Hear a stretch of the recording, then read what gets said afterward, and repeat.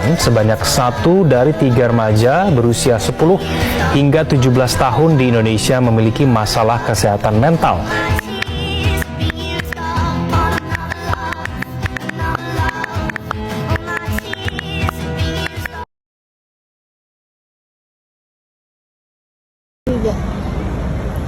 Kesehatan mental adalah kondisi sejahtera bagi psikologis dan emosional, bukan sekedar penyakit biasa.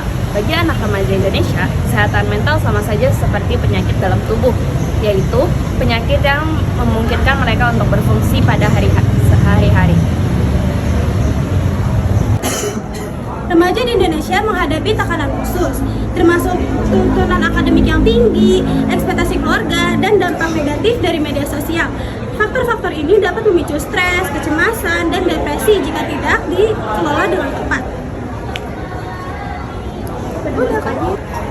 Penting untuk mengenali tanda-tanda masalah kesehatan mental.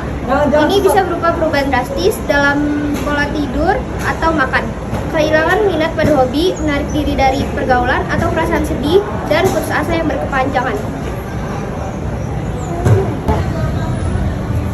Mencari bantuan profesional. Mencari bantuan profesional bukanlah tanda kelemahan, melainkan keberanian. Remaja harus merasa nyaman untuk berbicara oleh orang tua, guru, ataupun konselor sekolah. Psikolog dan psikiater juga sangat direkomendasikan untuk mendapatkan dukungan yang tepat. Maka dari itu, jangan takut untuk mencari bantuan orang terdekat. Bye-bye. Oke, selanjutnya ada strategi perawatan diri. Remaja harus mengambil langkah proaktif untuk menjaga kesehatan mental mereka, seperti tidur cukup, olahraga, dan memiliki hobi. Itu sangat membantu. Menghabiskan waktu bersama teman dan keluarga juga dapat menghilangkan stres dan pikiran.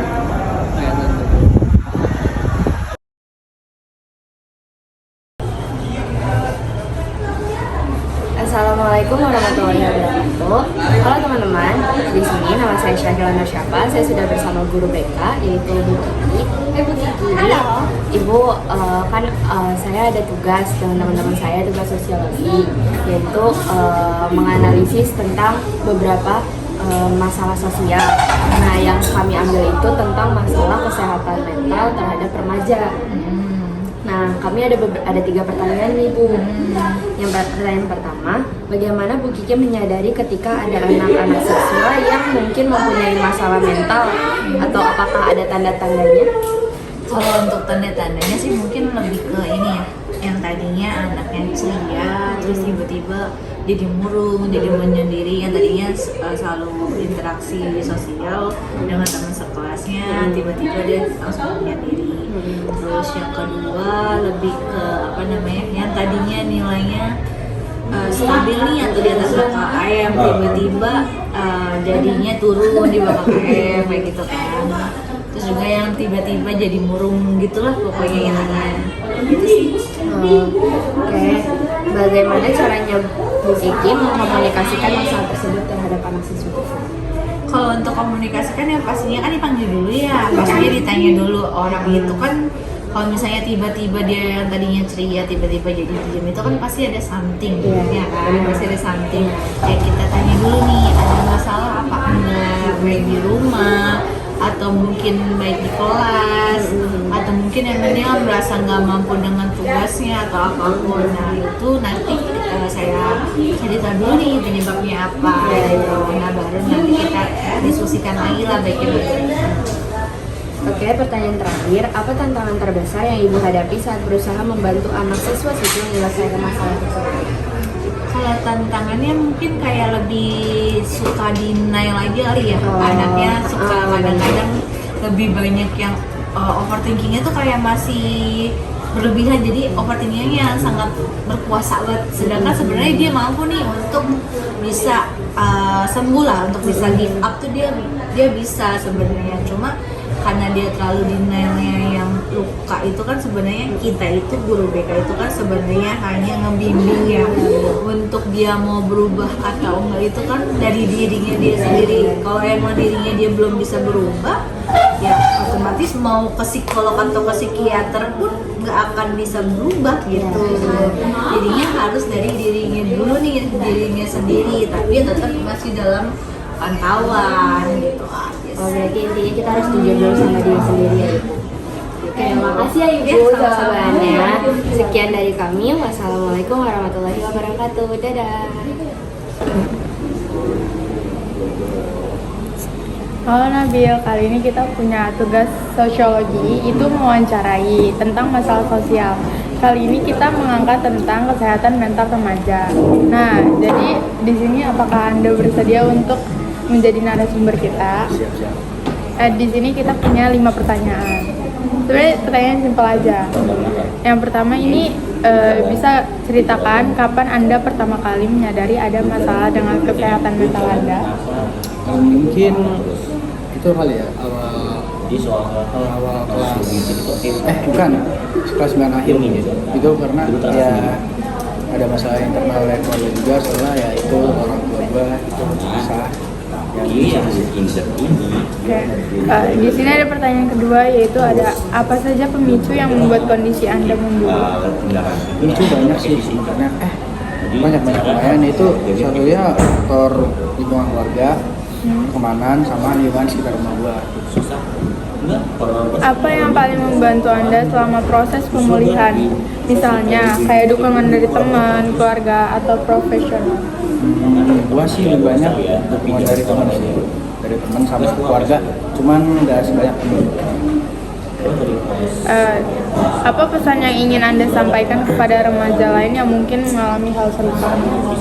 Aku sih jangan ini sih, kataku sih jangan terlalu terus gitu. Ya coba untuk apa sih udah kayak Up diri. lah kayak udahlah ini tuh kayak cuman ya udah gitu. Gimana ya? Susah sih jelasinnya. Kayak gimana ya? Hidup harus terus berjalan, nggak boleh stuck gitu. Iya, nggak boleh stuck. Kalau stuck terus berlalu terus ya makin parah yang ada. Apa yang Anda harapkan dari masyarakat atau lingkungan sekitar untuk lebih memahami dan menerima isu ini? Gimana semuanya? Apa yang lu harapin dari masyarakat untuk lingkungan sekitar untuk lebih memahami dan menerima isu ini? Lebih ini sih, lebih peka terhadap orang-orang sekitarnya, juga lebih apa ya? Saling support. Ya saling support, dan juga harus tahu apa sih penyakit mental itu. Mengedukasi lebih Ya, lanjut. edukasi. Oke Nabil, gitu aja sih pertanyaannya. Makasih ya. Bye-bye. Halo, hari ini aku bersama orang tua, perwakilan orang tua murid. Nah, Tante, kali ini kita ada tugas wawancara. Nah, kebetulan kami mau minta tolong buat Tante menjadi narasumbernya. Siap. Jadi, di sini tuh kita temanya masalah sosial, Tante. Iya, Nah, kita oke. mengangkat isu tentang kesehatan mental remaja. Kan sekarang remaja ini banyak yang mentalnya health gitu, Tante. Benar. Jadi di sini ada beberapa pertanyaan, Tante. Mohon dibantu, Tante. Siap. Di sini pertama ada pertanyaan tentang bagaimana Anda menyadari bahwa anak Anda mengalami masalah kesehatan mental. Oh, itu sangat mudah dideteksi ya. Mungkin anak tersebut biasanya ada gangguan cemas, berperilaku yang kadang di luar dugaan, contohnya tiba-tiba marah gitu. Terus malas membersihkan diri, malas berolahraga, bahkan tidak peduli dengan masa depannya, mengabaikan nasihat yang bagus. Itu sudah cukup menjadi tanda-tanda bahwa mentalnya sedang perlu diperhatikan. Yang kedua, Tante, apa tantangan terbesar yang Tante hadapi saat berusaha membantu anak Tante? Tantangan terbesarnya itu gini, misalnya saat anak tersebut sedang egonya sedang naik banget, terus sedang marah-marah, lah kita selaku orang tua itu tetap harus sabar, tetap harus berkata lembut, dan harus menang pada saat itu, terus mengarahkan anak tersebut ke hal-hal yang lebih baik, positif, sehingga anak itu akan membaik, waktu demi waktu akan membaik. Baik, Tante. Di sini bagaimana cara Tante berkomunikasi dengan anak mengenai isu kesehatan mental? Nah, kalau itu sangat penting bagi orang tua ya, bahwa membuka komunikasi seluas-luasnya terhadap anak yang ada tanda kutip gangguan mental sedikit, itu harus membuka seluas-luasnya, baik secara bahasa lisan maupun bahasa tubuh. Ya, seperti itu. Jadi kita memberitahu dia bahwa dunia nyata itu seperti ini loh nak, bukan yang harus seperti di pemikiran kamu, dan selalu kita arahkan ke hal-hal yang positif. Kemudian kita bawa juga ke seperti komunitas gitu, kemudian lebih sering dipertemukan dengan keluarga besar misalnya. Itu cara yang terbaik. Baik Tante. Kira-kira apa aja sumber daya atau bantuan, misalnya kayak komunitas atau profesional yang Tante manfaatkan? Nah, kalau memang belum parah banget ya, masih tanda-tanda yang sederhana, itu kita sebenarnya nggak perlu harus keluar dari solusi. Cukup dengan kasih sayang keluarga yang lebih besar, terus perhatian yang lebih besar, terus apa saja yang sebenarnya dia inginkan itu kita diskusikan gitu. Tapi kalau memang anak tersebut sudah agak serius, memang ya perlu diskusi dengan ahlinya. Tapi kalau cuma baru tanda-tanda tadi, oke lah, kasih sayang keluarga penyembuh yang utama. Baik Tante. Apa yang paling Tante pelajari dari pengalaman ini? Nah, dari pengalaman ini, selaku orang tua itu ketika sudah punya anak harus sangat siap secara mental, baik itu dalam mengelola emosi, ekonomi, dan sebagainya. Sehingga dengan mental orang tua yang sehat, itu lebih mudah membentuk keluarga yang kondusif dan harmonis. Karena beberapa anak yang mengalami, tanda kutip, mentalnya agak terganggu sedikit, itu kadang karena keluarga yang tidak kondusif dan tidak harmonis. Nah, ada lagi? Baik, cukup Tante. Terima kasih banyak ya Tante. Sama-sama. Bantu tugas kita. Iya, sama-sama. Hai Tante. Bye-bye.